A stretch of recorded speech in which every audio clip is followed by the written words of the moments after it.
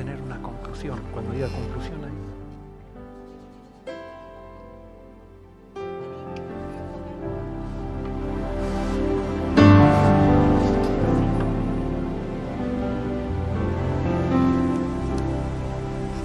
Quiero darles un feliz sábado a todos los que están de diferentes lugares, conectándose con nosotros para tener un encuentro con el Señor, un encuentro comunitario, que ahora se hace un poco diferente porque podemos estar unidos a pesar de no estar juntos. Pero sí estamos unidos en el mismo propósito, estamos unidos en la palabra, estamos unidos en la misión y en el deseo de glorificar a Jesús. Hoy es un día muy especial, es un día especial más allá de ser un sábado, que cada sábado es un sábado especial porque Dios hace un alto para cada uno de nosotros, pero es un sábado especial porque están ocurriendo muchas cosas. Y hoy es un sábado especial para mi familia y para mí, porque hoy, exactamente hoy, se cumple un año de nosotros haber llegado a la iglesia de Forest City.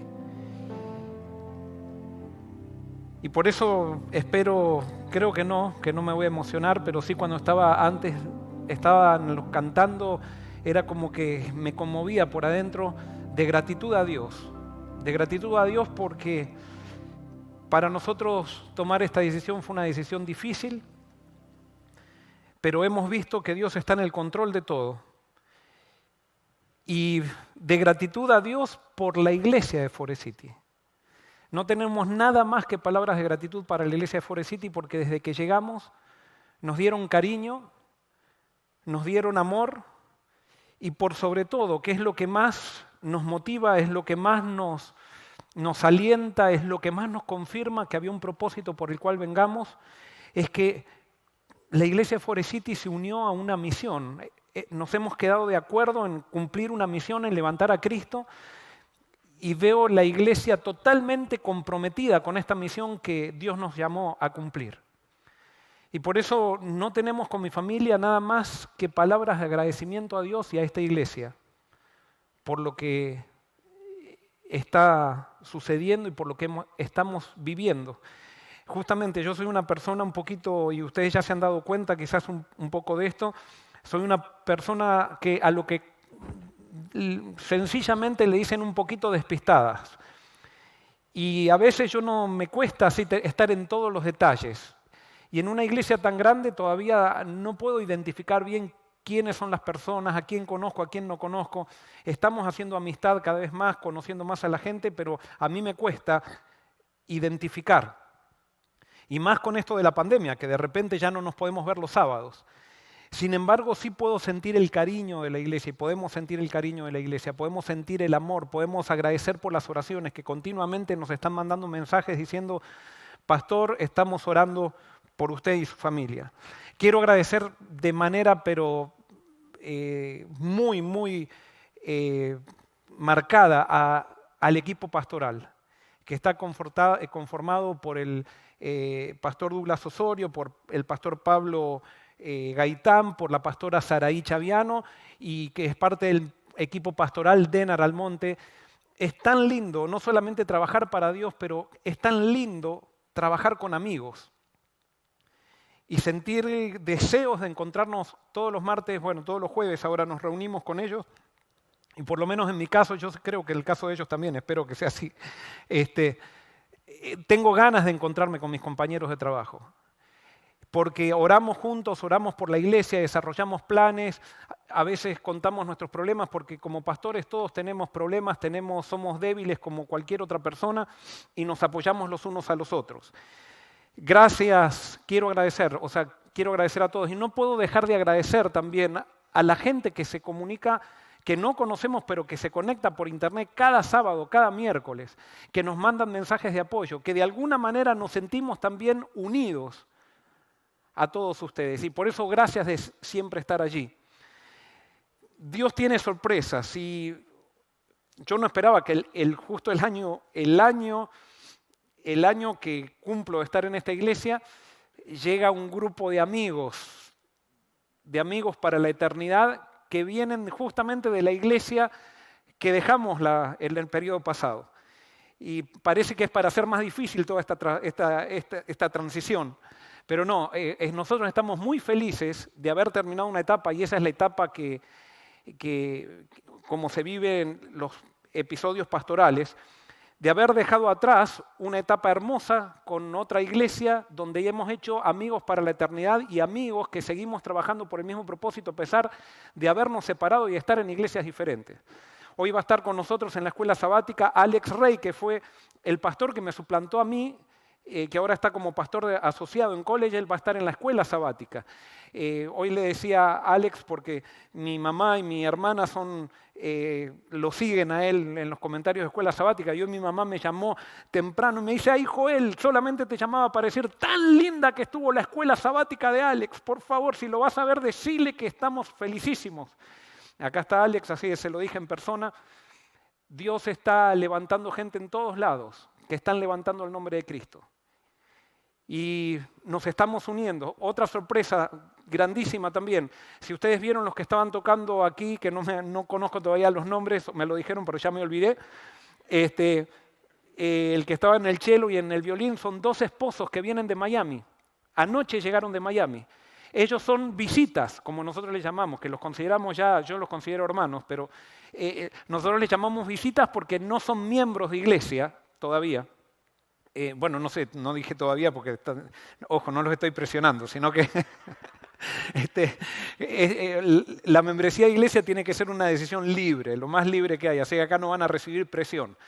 Pero ellos decidieron adorar a Dios, pidieron para adorar a Dios con nosotros, y yo quiero agradecerles, recordame tu nombre de vuelta. Kenneth y Fabiana. Kenny y Fabiana. Bueno, Kenny y Fabiana hoy estuvieron adorando al Señor con sus instrumentos y con su talento, unidos también a nosotros, porque de eso se trata la iglesia. La iglesia se trata de unirnos para adorar al Señor. De unirnos para adorar al Señor. Todo el equipo, y es interesante también, perdonen, esta introducción está siendo muy larga, pero es el año, así que hay que hacer algo. Estaba Héctor también, que estaba en el bajo. Cuando yo llego aquí a Forest City, Héctor se estaba yendo para Washington. Y estaban todos muy tristes porque él fue alguien del Praise Team que estuvo por mucho tiempo, yo no lo conocía a él, y estuvo un mes creo mientras yo estuve aquí, y ya le tuvimos que hacer una despedida y se fueron para Washington. Y resulta que ahora viene hoy y él dice, también quiero tocar, porque él sigue tocando desde su casa. Recién me contaban que cuando está el Praise Team adorando, él se mete adelante de la computadora y empieza a tocar también en su casa. Y hoy vino, y bueno, Denar lo incluyó, porque acá los que se van siempre tienen un lugar cuando se van. Lo incluyó aquí en la adoración y entonces me dice, Héctor me dice, pastor, ¿sabe qué? Mi pastor de allá de Washington lo están mandando a la iglesia de Collegel. O sea, toda una cadena. ¿Por qué? Porque la iglesia de Collegel es la iglesia que yo era pastor y ahora es un grupito de acá de Collegel que está aquí también, que está con el pastor de Collegel, está el pastor asistente ahora, están acá. O sea, ese es el pueblo de Dios. El pueblo de Dios estamos desparramados por todos lados. Somos todos hermanos y estamos sirviendo al mismo Dios. A veces Dios nos pide servir en un lado y estamos en ese lugar, vamos a otro lado.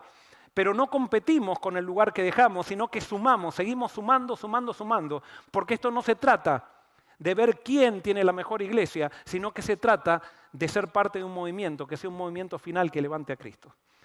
Y gloria a Dios por eso. Voy a dejar de ustedes no vinieron a escuchar introducciones, vinieron a escuchar la palabra de Dios. Pero solamente, como les decía, solamente tengo agradecimiento. Vamos a terminar este sermón, va a haber una sorpresa al final de este sermón también, que es algo muy lindo, que tiene que ver con lo que Dios está haciendo, y está haciendo a través de todo el mundo. Vamos a orar. Querido Señor, lo único que te podemos decir es gracias. Gracias porque tú estás en el control de todo. Gracias porque en el servicio a ti podemos encontrar amistad con aquellos que quieren levantar tu nombre. Gracias, Señor, porque nos sentimos hermanos de la gente que se conecta por internet que ni conocemos, pero sentimos que estamos en lo mismo. Cada vez más gente se suma, Señor, a un mismo propósito. Cada vez más gente tiene un deseo grande de levantar tu nombre. Gracias por habernos dado este llamado, Señor, que no lo merecemos. pero te pedimos que lo podamos vivir con alegría, con entusiasmo y con esa misma motivación que tuviste tú, Jesús, cuando viniste aquí a la tierra y que a pesar de todas las circunstancias, siempre avanzaste por amor y siempre estuviste a dar motivación y alegría a las personas que te rodeaban. Inspíranos ahora y ilumina, Señor, el estudio de tu palabra. Que tu nombre sea glorificado. En tu nombre te pedimos todo. Amén. El título del sermón pareciera que se contradice con lo que recién estuve hablando.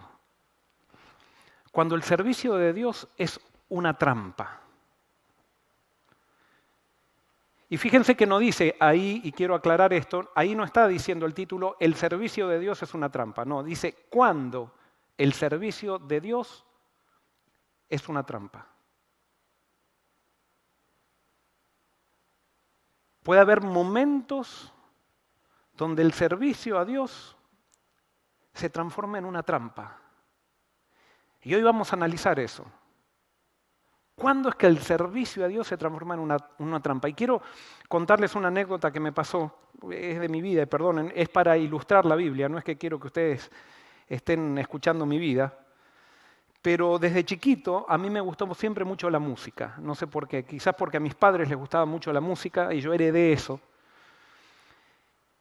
Y mis padres, cuando yo tenía 6 años, a mis hermanos que son mayores, los mandaron a estudiar piano con una profesora. Y a mí, como me gustaba la música, les pedí a mis padres que me den la oportunidad a mí también de estudiar piano. Y mis padres me decían, no, pero vos sos muy chiquito, pero yo insistí y me dejaron estudiar piano, que vaya con mis hermanos. Pero resulta que la estudiada de piano para mí llegó a ser ¿cómo puedo decir? Una pesadilla. ¿Por qué una pesadilla? Porque el gran problema llegó cuando me tenían que enseñar la clave de Fa.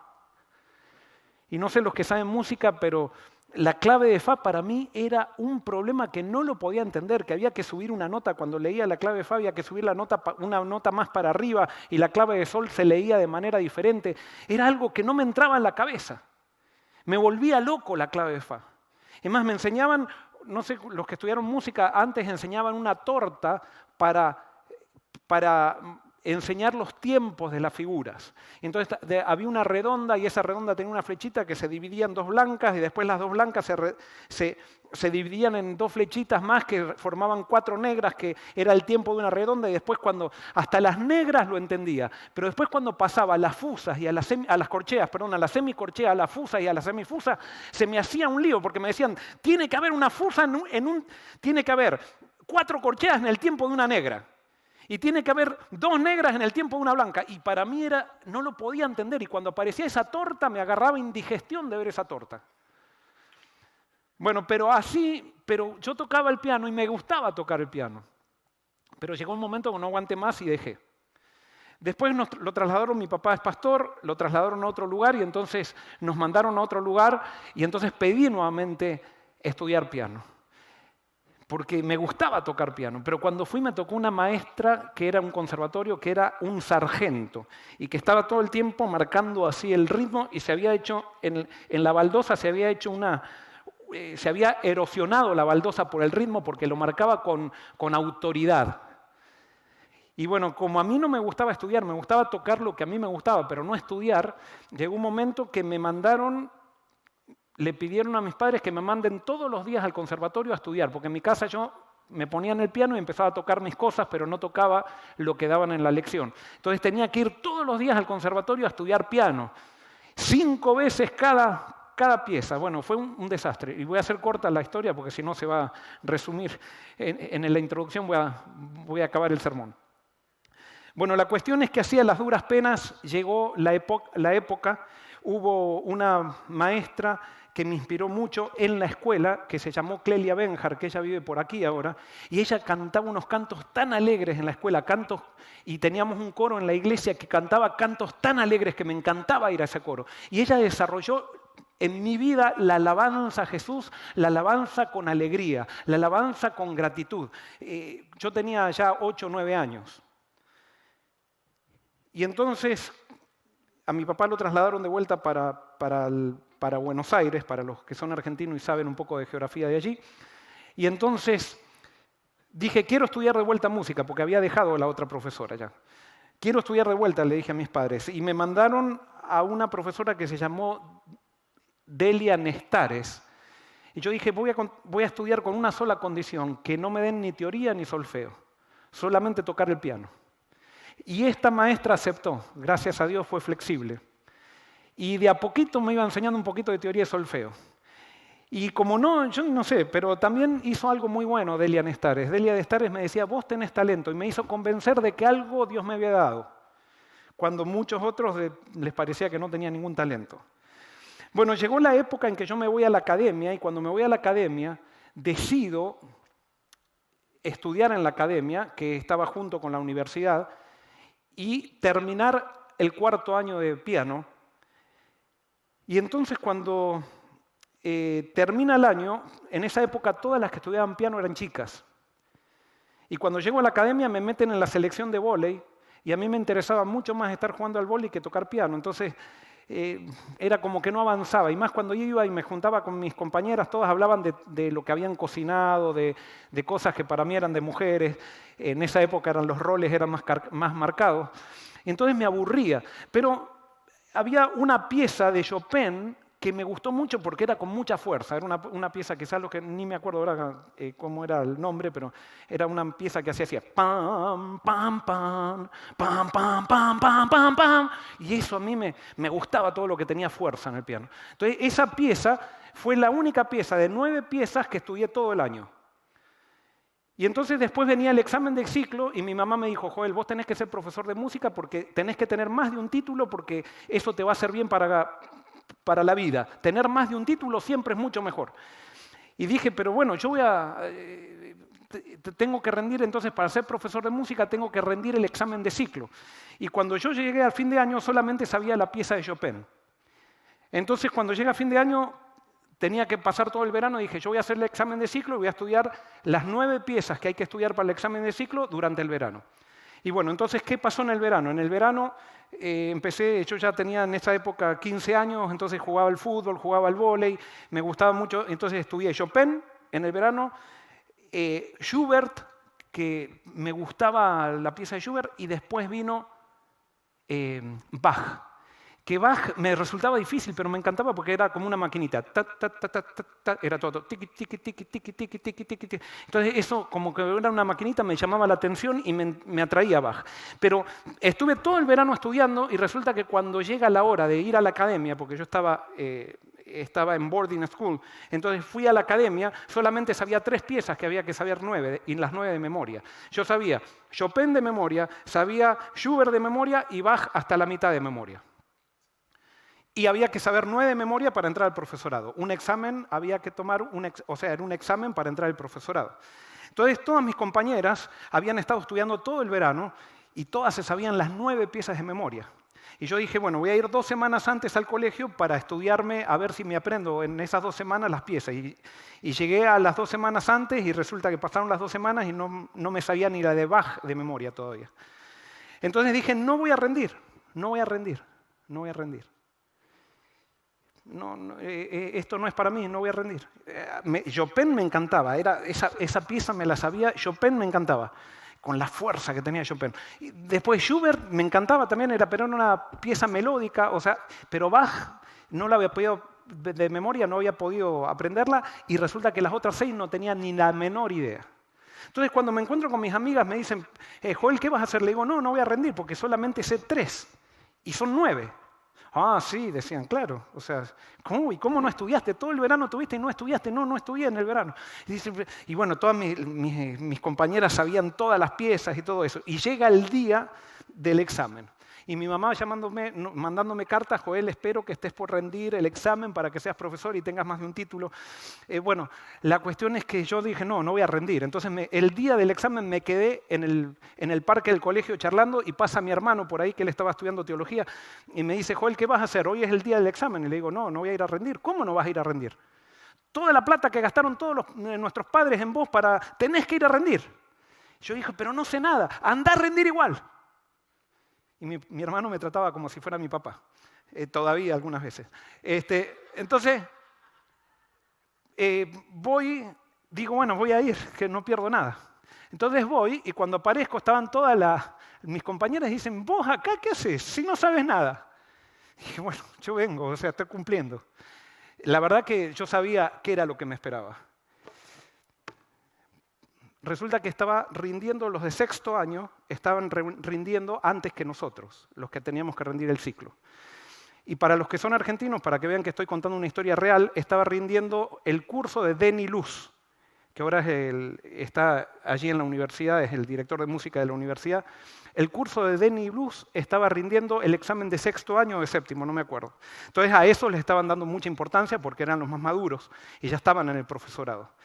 Entonces, después de eso iba a venir el ciclo, pero resulta que el examen de estos muchachos y de estas chicas se atrasó un poco. Entonces nosotros estábamos esperando y nadie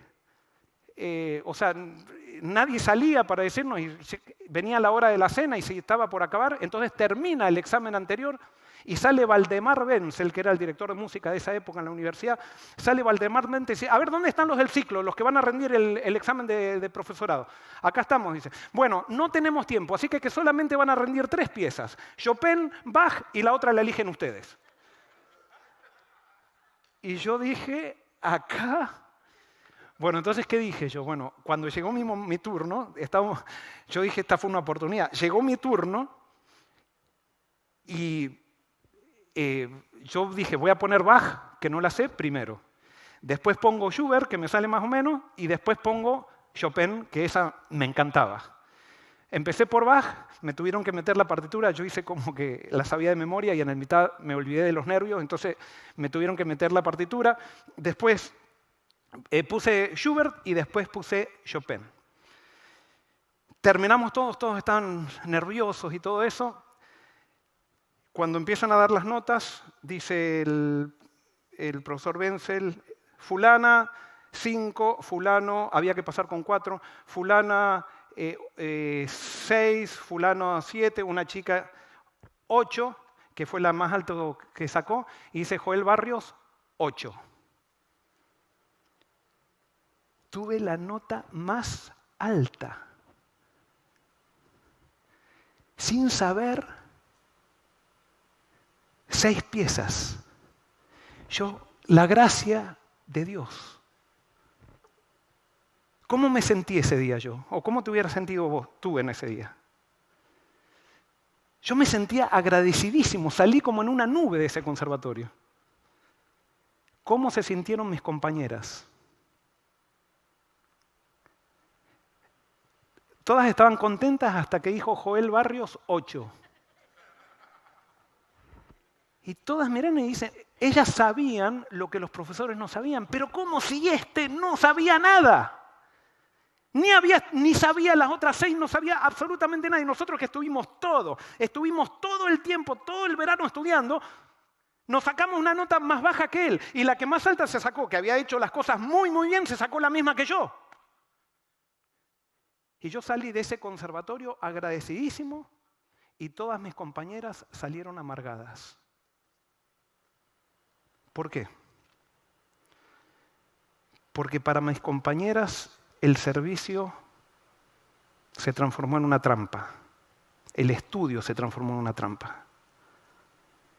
Y por eso quiero hoy analizar uno de los pasajes más contraculturales de la Biblia, que están en Mateo 20. Mateo 20.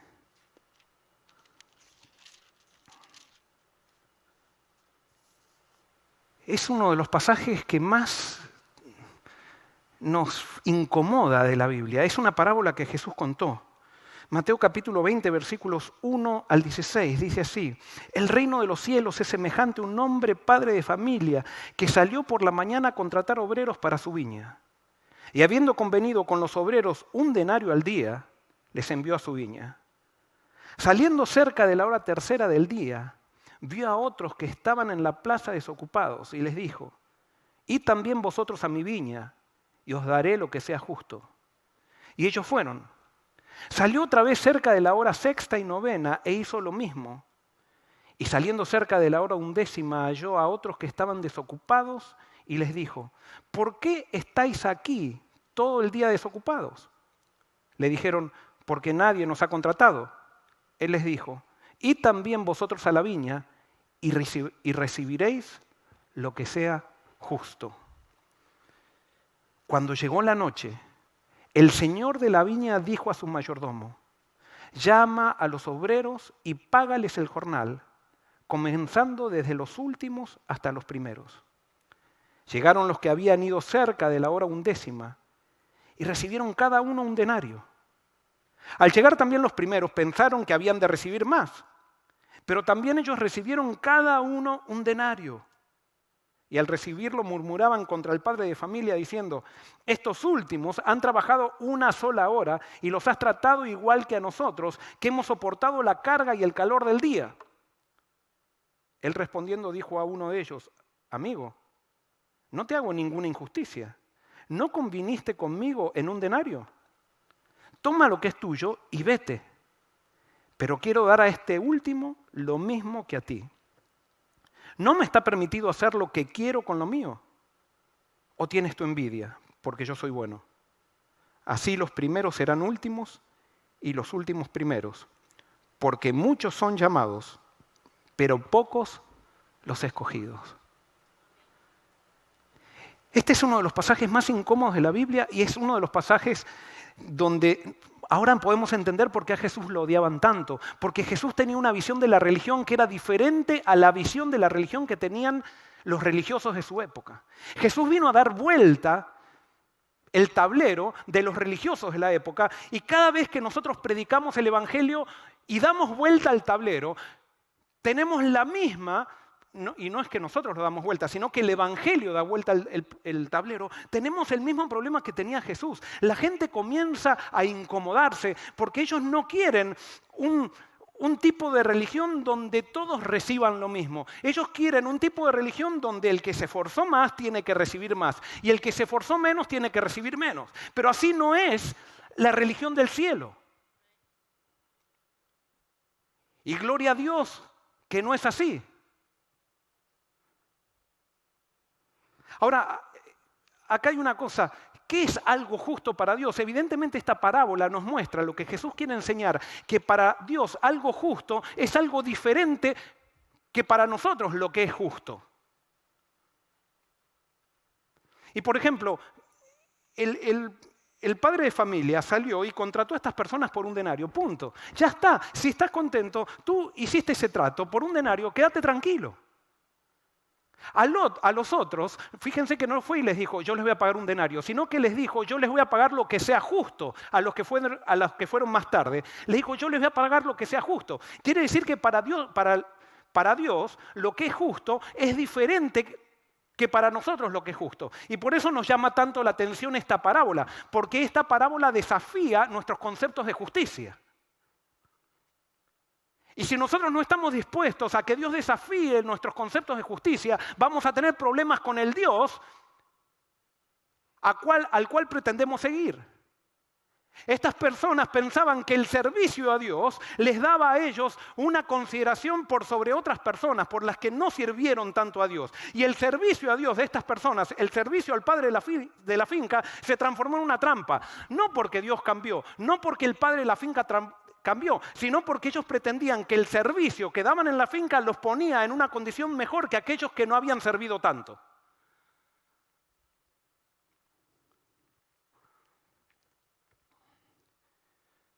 Jesús le estaba queriendo enseñar a los judíos o a los religiosos de su época esta enseñanza y los religiosos de su época no soportaban la enseñanza de Jesús.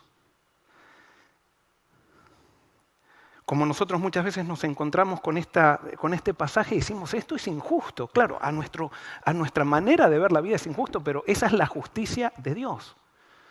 ¿Por qué? Porque Dios no te paga por lo que tú haces, sino por lo que Él hizo. Y tenemos que entender esto, Dios no te paga por lo que tú haces, sino que te paga por lo que Él hizo. Por lo tanto, cualquier persona que venga a Dios va a recibir la paga, la misma paga, porque no recibe la paga, y no es una paga, sino que es un regalo, no recibe la paga por lo que hizo, sino que recibe la paga por lo que Dios hizo. Y Dios no paga a nadie, simplemente este es un ejemplo didáctico. Dios regala. Y nos regala a todos los mismos, a todos lo mismo. Y lo que quiere que entendamos es que no importa cuánto tú hayas servido a Dios, no importa cuánto hayas leído la Biblia, no importa el apellido que tienes, si tu tío fue un fundador de iglesia, si tu abuelo fue un pionero en el país donde tú servías a Dios, tú estás igual que la persona que se bautiza hoy en la iglesia. Ah, no, pero yo soy pastor de una iglesia grande y el pastor de la iglesia chiquita, pobre, el pastorcito. ¡No! ¡No! Cuando tenemos esas actitudes, el servicio de Dios se transforma en una trampa porque el servicio a Dios termina haciéndonos perder a Dios de nuestra vista. Y si perdemos a Dios de nuestra vista, nos perdemos.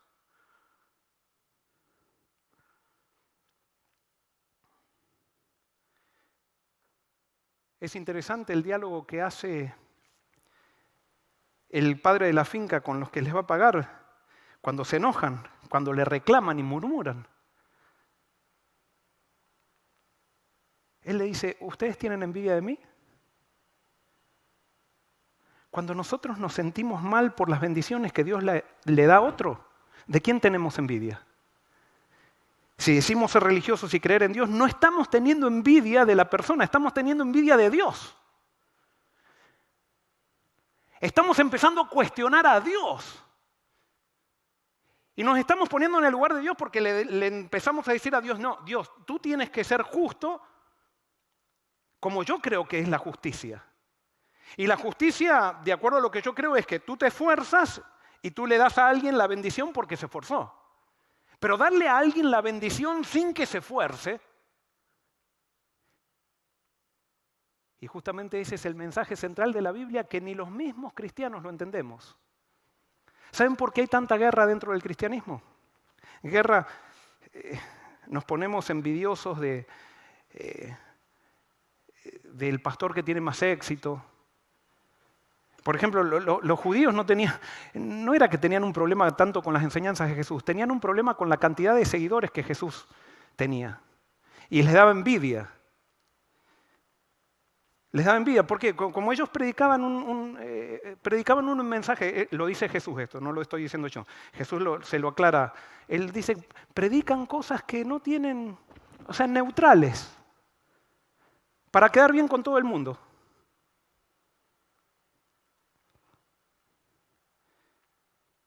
Hay dos tipos de predicadores. Están los que quieren quedar bien con todo el mundo, especialmente los que quieren quedar bien con la gente de responsabilidad que tienen más arriba y predican lo que los jefes quieren escuchar. Y después están los otros que le predican a su auditorio. Por ejemplo, si yo tengo un auditorio conservador y sé que al auditorio conservador le encanta el tema de los pantalones, de la joya y eso, entonces empiezo a predicar los pantalones, la joya para que todo el mundo me aplaude.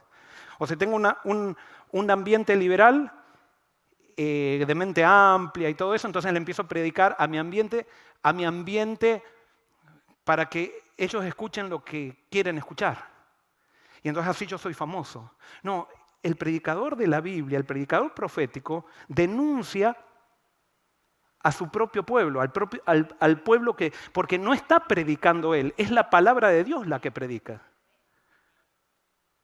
Y tenemos que crecer. Y para crecer hay que destruir lo que construimos que no sirve y dejar que el Evangelio construya aquello que solamente Dios puede construir. Y eso es lo que muchas veces no entendemos. Y quiero leerlos. ¿A quién representaban estos que murmuraban? Dice así, los primeros trabajadores de la parábola representan a aquellos que, a causa de sus servicios, exigen que se los prefiera por sobre los demás. Yo muchas veces llego a las iglesias y me encuentro con las personas y dicen, pastor, yo quiero que sepa que hace 35 años que estoy en esta iglesia. Y yo por adentro pienso, ¿y? Ah, no. Entonces, esas personas que están hace 40 años en la iglesia pretenden tener que le pongamos un sillón acá y una alfombra roja que baje, que los hagamos subir y que está bien, los vamos a reconocer. y los vamos a aplaudir, gracias a Dios por esas personas que estuvieron hace 40 años en la iglesia. Pero la persona que se bautizó hoy también le vamos a poner sillón, también le vamos a poner la alfombra roja, porque acá todos recibimos la misma paga y esa paga no está motivada por lo que hicimos, sino que está motivada por lo que Él hizo. Y lo que Él hizo, comparado con lo que tú haces queda hecho una...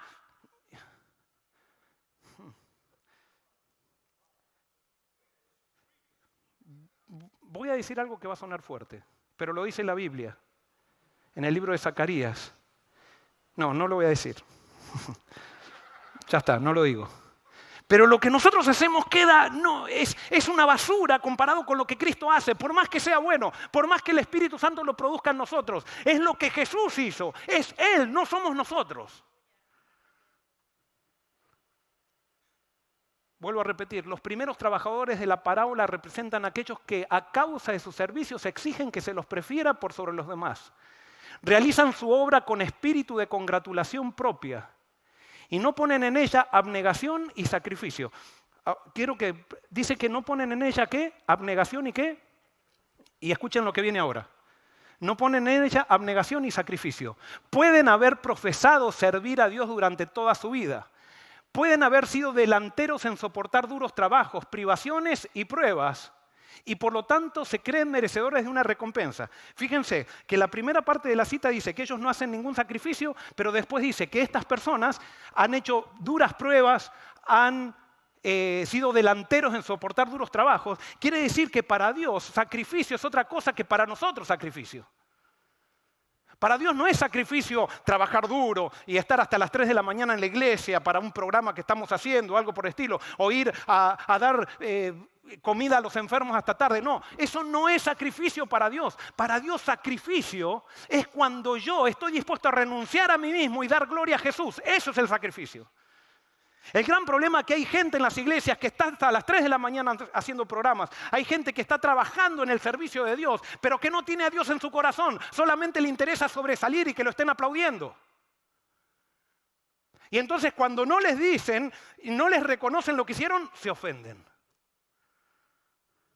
Esos somos los seres humanos y eso es lo que el Evangelio quiere sacar de nuestro corazón, porque eso no nos hace felices. Nos tiene en continua murmuración. Voy a leer desde la parte que dice, pueden haber profesado servir a Dios durante toda su vida, pueden haber sido delanteros en soportar duros trabajos, privaciones y pruebas, y por lo tanto se creen merecedores de una recompensa. Piensan más en el pago que el privilegio de ser siervos de Cristo. Según ellos, sus labores y sacrificios los hacen acreedores a un honor mayor que los demás, y debido a esta pretensión, y debido a que esta pretensión no es reconocida, se ofenden. ¿Te has ofendido alguna vez porque no te reconocieron? Me encantaría decir yo no. Pero ¿cuántas veces me ofendí? ¿Cuántas veces? Y no puedo decir que mañana no me ofenda. Pero el dolor que te causa una ofensa es proporcional al orgullo que está todavía en tu corazón. Repito, el dolor que te causa una ofensa es proporcional al orgullo que todavía está en tu corazón. Y si hay algo que Dios te quiere sacar en tu vida, quiere sacar de ti, es el orgullo. Y por eso el Evangelio es un proceso doloroso. Doloroso. El sacrificio que Dios pide es un sacrificio de ti mismo. Ese sacrificio de ti mismo puede ser que después te lleve a estar hasta las 3 de la mañana en la iglesia, ir y sin duda ir a dar comer a los pobres, que está muy bien. Pero hay personas que pueden dar comer a los pobres, pueden estar aquí predicando, o podemos estar aquí predicando, y solamente estamos haciendo eso para ensalzarnos a nosotros mismos. Y cuando eso sucede, el servicio a Dios se transforma en una trampa. ¿Se acuerdan? Hace unos sábados les contaba que cuando empecé a estudiar teología quería tener testimonios de avión. Me imaginaba siendo un pastor importante y viajando por el mundo y convirtiendo a los que estaban sentados al lado en mi avión. Y al principio en clase económica, pero después en primera. Quería tener testimonios de primera clase. Y Dios así todo no me desechó, a pesar de la basura que tenía en mi mente, del orgullo. Dios en su misericordia me tuvo que permitir que me estrelle contra muchos muros. No porque Él lo provocó eso, sino para enseñarme, y todavía lo estoy aprendiendo, que es Jesús, no somos nosotros. Que todos tienen derecho a las bendiciones de Dios, tanto como yo. Porque Dios no te paga por lo que tú haces, Dios te paga por lo que Él hizo. Y hasta que no entendamos ese concepto, vamos a tener problemas. Y quiero seguir leyendo la cita. Dice, estas personas que se ofenden revelan su deseo de engrandecimiento personal, su desconfianza en Dios, sus celos y mala voluntad hacia sus hermanos. La bondad y la liberalidad del Señor es para ellos solo motivo de murmuración. Así muestran que no hay relación entre sus almas y Dios. No conocen el gozo de cooperar con el artífice maestro. No hay nada más ofensivo, y escuchen bien esto, no hay nada más ofensivo para Dios que este espíritu estrecho y egoísta. Él no puede trabajar con nadie que manifieste estos atributos. Los que los albergan son insensibles a la influencia del espíritu. Los que los albergan son insensibles a la influencia del espíritu. Y fíjense, la cita comienza al principio diciendo que los que tienen este espíritu generalmente tienen celos y provocan problemas con la gente. Me acuerdo cuando era un pastor joven, vino Maxson, el pastor Maxson de la Asociación General, y dijo una frase que nunca se me olvidó. Él dijo, en la iglesia adventista, como no le podemos dar una piña a alguien que no nos gusta, lo acusamos de hereje. Y esa es la piña santificada que podemos dar. Y por eso muchas veces cuando surgen los celos en nuestro mundo religioso y vemos que alguien está siendo bendecido por Dios, empezamos a mirar a esa persona para ver dónde se equivoca y a ver, para decir, ¿viste? Te dije, hereje. Está llevando a la iglesia por otro lado. Está llevando a la iglesia al mundo. Y entonces vienen esos argumentos como decir, no, es que la persona esa no predica herejía, pero es que los jóvenes lo malentienden. Mentira, los jóvenes no malentienden nada, los que malentienden eres tú. El que malentiende eres tú. Porque es necesario que dejes tu orgullo y te quiebres delante de Dios, como yo me tengo que quebrar también. Pero no son los jóvenes que no entienden, los jóvenes entienden muy bien y por eso se van de la iglesia. Y gracias a Dios que no se van, hay una iglesia que supera las iglesias en las cuales nosotros somos pastores, en la cual hay una iglesia que no es Forest City, que va más allá de Forest City, que lidera Jesús. Y por eso aquel que dice, yo me fui de la iglesia porque había tanta hipocresía, esa persona fue miembro de iglesia, pero nunca estuvo siguiendo a Cristo. Porque cuando tú estás en Cristo, nadie te saca de la iglesia. Nadie te saca de la iglesia. Tú sigues a Cristo. Y justamente Cristo te dio una misión. Cristo te dio una misión para que tú no seas hipócrita y contagies a aquel que es hipócrita. Porque ¿quién puede decir que no fue hipócrita? ¿Quién puede decir que hizo las cosas perfectas?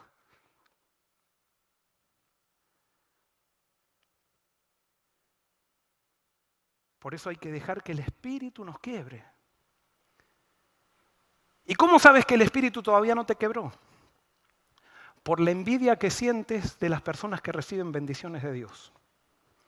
Y cuando tú quieres ser el único que recibe bendiciones y los que están alrededor tuyo, está bien que reciban bendiciones, pero hasta que nunca, no un poquito más que mi bendición. O sea, que me empaten, pero que no me pasen.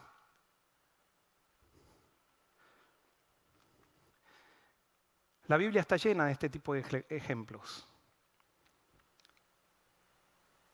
donde nos muestra que Dios no paga por lo que tú haces, sino por lo que Él hizo. Y Dios chasquea a todo aquel que va a querer cobrar algo delante de su presencia y decirle, Señor, te muestro mis obras para que veas lo bueno que he sido. Bendíceme, Señor. Ese es el espíritu del fariseo. Y el mundo cristiano está lleno de ese espíritu. Está lleno. ¿Te acuerdas Caín y Abel? Claro, nosotros Caín y Abel ¿cómo podemos decir? Hemos idealizado la historia de Caín y Abel. Entonces siempre vemos a Caín como el malo. No, en la Biblia, si analizas el hebreo, en la Biblia Caín, Eva puso todas sus expectativas en Caín. Es más, Eva pensaba que Caín era el Mesías.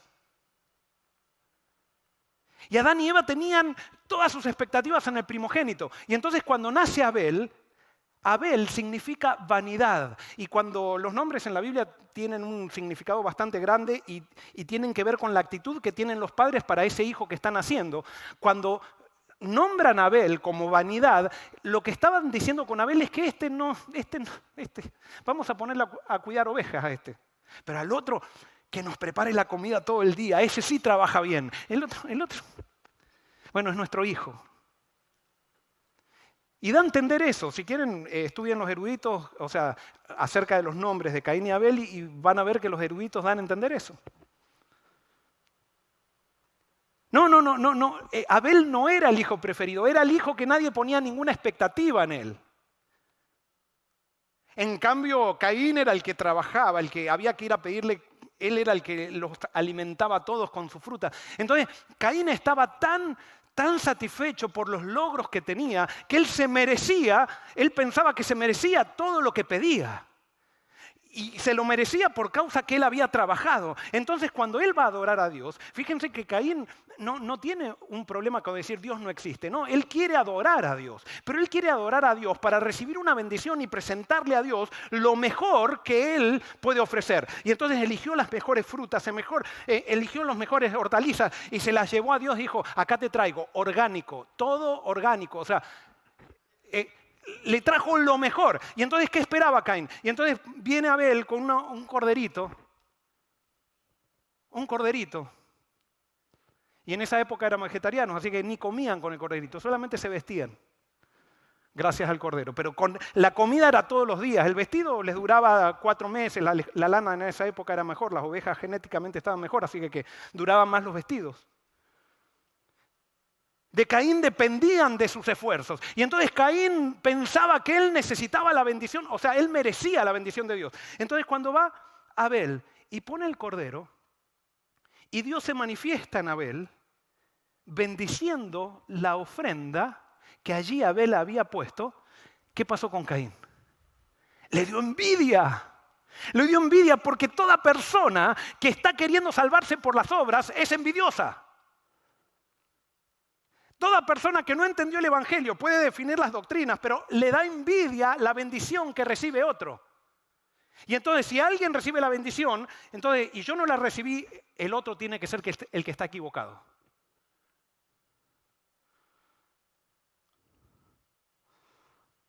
Y hay algo que tenés que entender, porque muchos dicen, no, porque Abel fue obediente. ¿Sabes qué hizo Abel? Abel lo que hizo fue dar la ofrenda que Dios ofrendaba.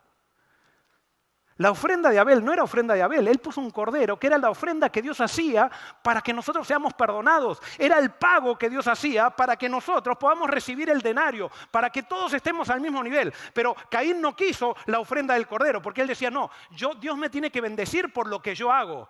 Y yo estoy haciendo para Dios las cosas, estoy sirviendo a Dios con esta comida. Por lo tanto, Dios me tiene que bendecir. Y cuando Dios bendijo a Abel, se puso tan envidioso que lo mató. Yo te hago una pregunta.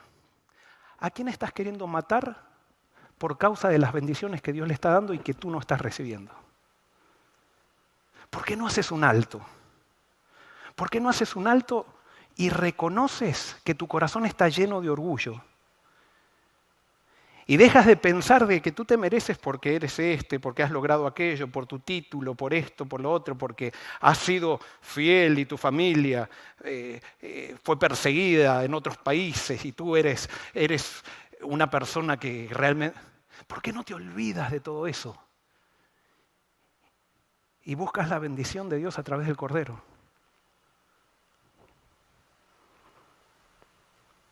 Es solamente con un cordero que vas a recibir la bendición. Y es identificándote con el Cordero, haciendo un sacrificio que no es una ofrenda. El sacrificio tiene que pasar en tu vida. Es dejar que Dios aniquile tu yo, tu orgullo, que te hace considerar que eres mejor que otro. Analicemos otro ejemplo. Salomón, hijo de David, hijo de Betsabé. Dios podría haber elegido cualquier otro. Si yo hubiera sido Dios, hubiera elegido a otro. Pero parece como que Dios estaba apoyando el adulterio de David. Así pensamos los seres humanos. ¿Por qué no eligió? Tenía un montón de hijos David y tuvo que elegir a Salomón, que era hijo de Betsabé. Es que Dios no te paga por lo que tú haces. Dios te paga por lo que Él hizo. Muy bien, está bien, vamos a permitir que Dios lo eligió a Salomón. Y era tan humilde Salomón, por eso, así razonamos nosotros, era tan humilde que por eso lo eligió Dios. ¿Qué? Nosotros pensamos que Dios nos elige por nuestra humildad. ¿Sabes por qué Dios te elige? Dios te elige porque te elige. No te elige por tu humildad. Es más, si te elegiera ella por tu humildad, nunca podría ser elegido. Porque la humildad es el resultado de aceptar el llamado de Dios. No es que tú generas humildad, tú no puedes. Tú y yo no podemos generar humildad. Bueno, pero Salomón fue humilde. Y cuando Dios le dijo, te daré riquezas y él le dijo, no, solamente sabiduría, Señor. Y Dios se puso tan contento que le dio sabiduría. Y ese rey tan sabio que tenía bien claro quién era Dios, que se le había aparecido Dios en sueño, ese rey que era tan... que había revertido el pecado de su padre, porque él podría haber sido un desastre por el ejemplo que le dio su padre y su madre. Sin embargo, ahora él revierte todo eso y ya se muestra como un rey fiel a Dios. Comienza a separarse de Dios, ese rey sabio, el más sabio del mundo, el hombre más sabio del mundo en esa época. Comienza a separarse de Dios, y no solamente a separarse, porque podría haber dicho, bueno, me separo, soy un poco hipócrita, pero sigo en la iglesia. No. Él se separó, se casó con una, no le bastó con una, con otra, se casó con 300 mujeres y no le bastó, y tuvo 700 amantes. 700 amantes con 300 esposas. Y no solamente eso, sino que ahora empezó a adorar ídolos. Y empezó a hacer que Israel adore ídolos, que deje al verdadero Dios y adore ídolos. Cuando Dios lo bendijo tanto. Ahí tenemos, ¿ves? Ahí está la consecuencia. Dios eligió al padre de un adúltero, al hijo de un adúltero, y de una adúltera. Y por eso ahí vemos las consecuencias. Esos razonamientos nos encantan. Que no son razonamientos bíblicos. Yo no tengo la respuesta porque Dios... sí creo que tengo la respuesta porque Dios eligió. ¿Sabes por qué Dios eligió a Salomón, hijo de un adúltero y una adúltera? ¿Sabes por qué lo eligió como rey? Para quebrar tu orgullo y el mío. Porque a Dios le encanta pagarle a todos igual, hayas hecho o no hayas hecho, porque Él te paga no de acuerdo a lo que tú haces, sino que te paga de acuerdo a lo que Él hizo. Pero ese que Dios le dio toda la gracia se apartó de Dios. Y se apartó de Dios y hizo un desastre. Pero llega al final de su vida y ¿qué hace Salomón? Busca a Dios, se arrepiente y ¿Dios qué hace? ¿Lo perdona o no? Lo perdona. Lo perdona. Y no solamente lo perdona, sino que lo confirma como rey en Israel. Pero como... No. No. Vamos a empezar a estudiar doctrina. Esas historias de la Biblia no sirven, las historias de la Biblia, es doctrina. A ver, ¿cuándo se cumplió los 2300 días? ¿Cuándo se cumplieron? 1844. Perfecto. Está muy bien eso, sí. Yo también creo eso. Pero ¿sabes qué? La doctrina no te reprende el orgullo y por eso nos encanta la religión basada en doctrinas.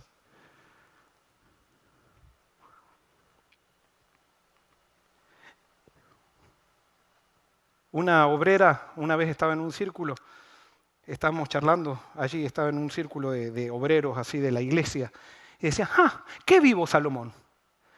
Despilfarró toda su vida andando con mujeres, hizo todo lo que quiso y al final de su vida se arrepiente y Dios lo perdona. Así cualquiera. Y esta mujer era una madre de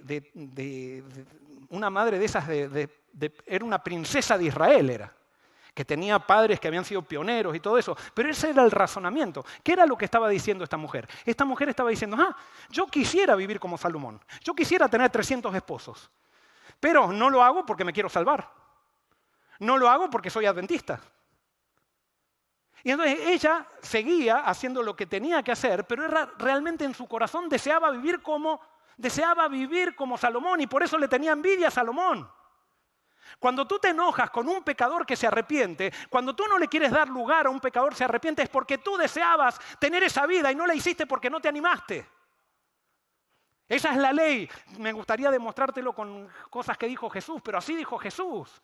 Y por eso te molesta cuando un pecador vuelve, no, es que ya se casó 3 veces. ¿Y qué importa?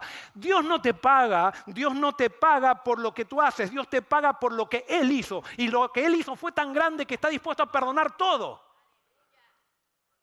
Pero pastor, entonces con eso usted está alentando el pecado. No, no estoy alentando el pecado, justamente. Las personas que entran en pecado son personas que no descubrieron el amor de Dios. Y esas personas que dicen, ¿qué vivo Salomón? Esas personas están en pecado. No lo llevaron a las acciones, pero desean el pecado. ¿No han visto en las iglesias? No, esa persona adulteró. Queda en un rincón por toda la vida en la iglesia y se volvió a casar. Así que Dios no acepta eso. Pero ¿de dónde sacaron ese evangelio? Es el evangelio que está en tu orgullo. ¿Por qué? Porque tú razonas así. Él adulteró, se fue con una mujer. Y yo estoy con mi esposa acá aguantándola porque soy adventista y me quiero salvar.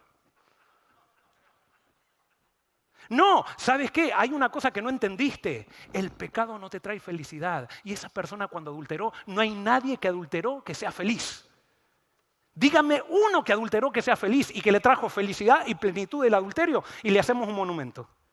Pero tú no entendiste eso, tú eres un reprimido y una reprimida, somos unos reprimidos y reprimidas y que estamos queriendo portarnos bien en la iglesia solamente para ganar la salvación, cuando la salvación Dios nos la dio gratuita en Cristo Jesús. Es Jesús, no somos nosotros. Y cuando tú te entregas a Jesús, tú vives para Él. Y cuando tú vives para Él, Él te empieza a salvar del adulterio, te empieza a salvar del orgullo, te empieza a salvar de la fornicación. Porque Él sabe que eso te hace mal y tú empiezas a entender que esa vida no es una vida para nadie, porque no trae felicidad. Lo único que me trae felicidad es vivir con Jesús y vivir de acuerdo a su ley, porque esa su ley me trae felicidad. Pero nosotros somos reprimidos y por eso en las iglesias no soportamos dar otra oportunidad. En las iglesias mandamos al rincón al que pecó en el pasado. Y si hubiera venido Jesús en nuestra época, lo crucificaríamos a Jesús. Porque le da lugar dentro de sus discípulos a aquellos que nosotros pensamos que no trabajaron tanto como nosotros. ¿Se acuerdan del hermano del hijo pródigo? El hermano del hijo pródigo estaba trabajando en la casa con ganas de estar gastando su herencia con prostitutas. Pero no lo hacía porque quería ganar la herencia. Y cuando llega el hijo pródigo y el padre lo recibe, se pone envidioso del padre y del hijo pródigo. Reprimido. Había estado en la casa del Padre, pero nunca había estado en la presencia del Padre. Como tú y yo podemos estar toda la vida en una iglesia y nunca habernos encontrado con el Dios de la iglesia. Sirviendo a Dios, y ese servicio se transformó en una trampa porque te hizo sentir que eres superior a aquel que no sirvió.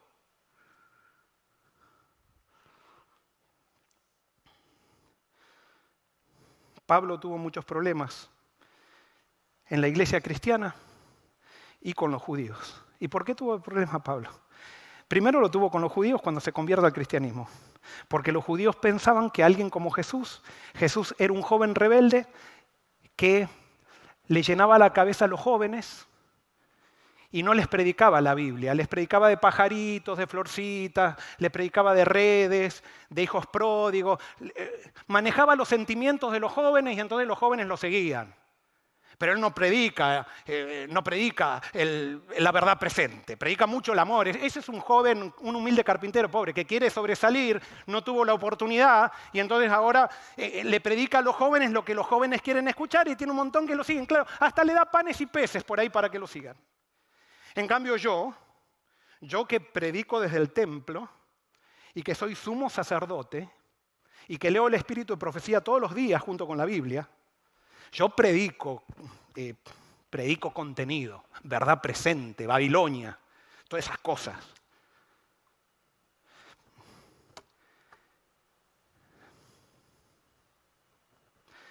Yo sé que a veces mi tono de voz ofende.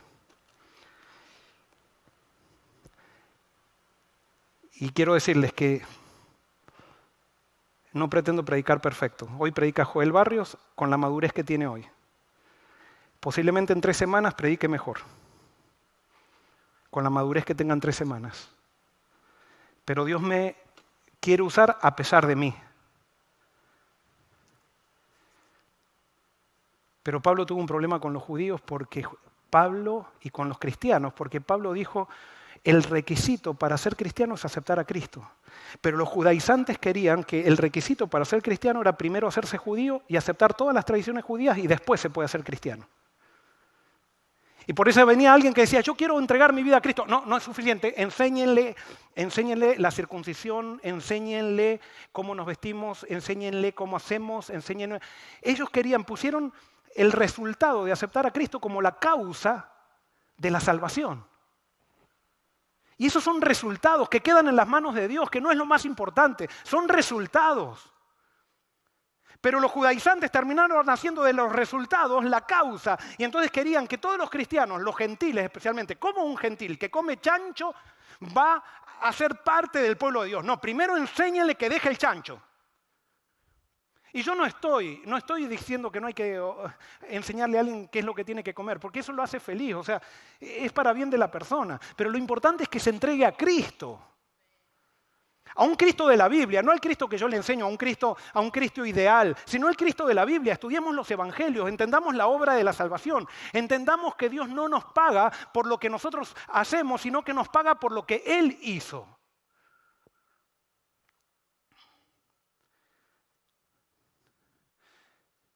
Los judíos lo dejaron de considerar judío, o sea, los judíos dejaron de considerar el cristianismo una secta judía porque ellos pensaban que era una secta rebelde que estaba surgiendo, pero la dejaron de considerar secta cuando le abrieron la puerta a los gentiles. Y ahí se transformaron en una denominación diferente.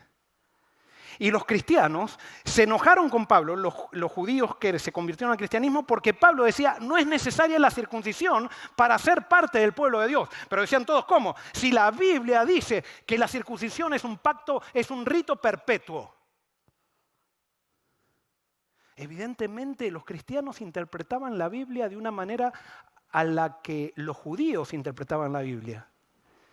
Porque saben, y al final decidieron los cristianos que la circuncisión no era necesaria. Pero ¿saben por qué? Porque los cristianos comenzaron a estudiar la Biblia a la luz de la vida y las enseñanzas de Jesús. Que no contradecían las enseñanzas pasadas, sino que las ampliaban y les daban un contexto diferente. Jesús profundizó las enseñanzas del Antiguo Testamento. Dejaron de ser superficiales y llegaron a ser parte del corazón. Y el cristianismo entendió eso y por eso el Cristo fue levantado. A pesar de todos los problemas que tenía el cristianismo, los iban solucionando porque estaban en el Espíritu de Cristo. Quiero terminar diciendo, quiero usando estos ejemplos, los 144.000 van a ser ¿de qué denominación? Me encantaría que sean adventistas. ¿Y qué pasa si Dios quiere levantar a los 144.000 de en medio de los pentecostales? ¿Te pone envidioso eso de Dios? Ah, no, es que a nosotros no. Nosotros tenemos la verdad.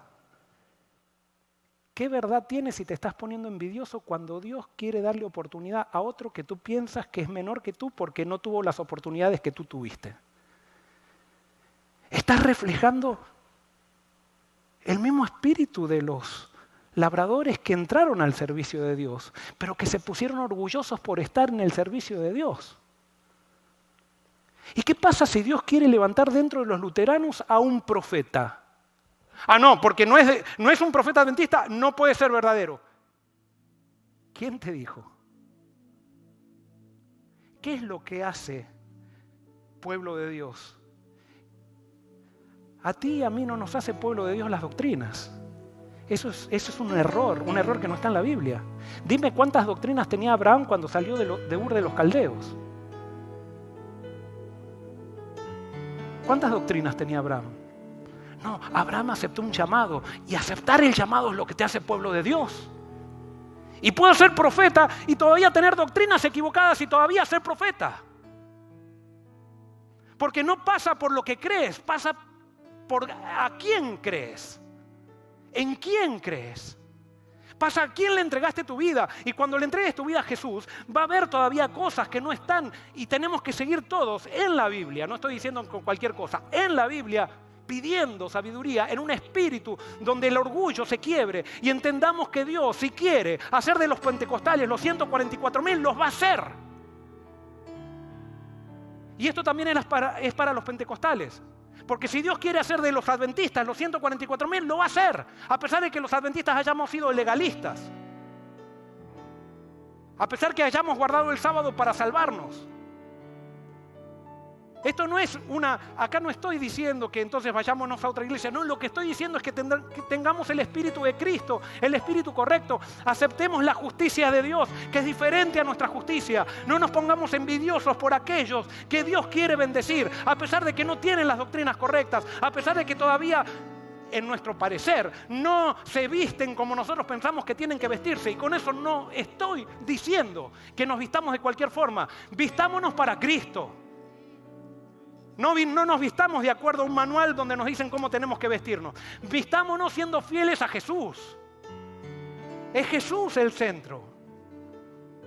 Y la salvación la recibimos solamente por lo que Él hizo, por nada de lo que nosotros hacemos. Lo que nosotros hacemos llega a ser un privilegio.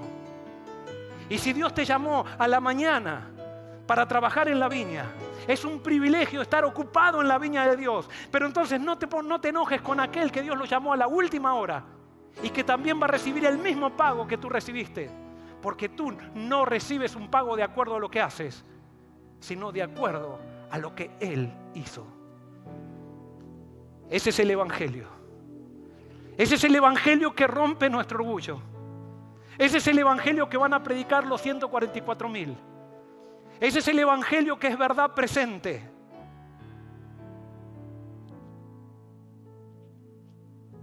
Termino leyendo un versículo que describe al remanente final, que está en Sofonías 3:12. Dice así: y dejaré en medio de ti un pueblo humilde y pobre, el cual confiará en el nombre de Jehová. Un pueblo humilde y pobre. Humilde porque aceptó que el servicio a Dios no es pagado por nada, es el privilegio de estar sirviendo a alguien que nos dio tanto. Ese pueblo humilde y pobre entenderá que Jesús es el que recibió la paga y que gracias a Él nosotros hoy podemos tener la vida.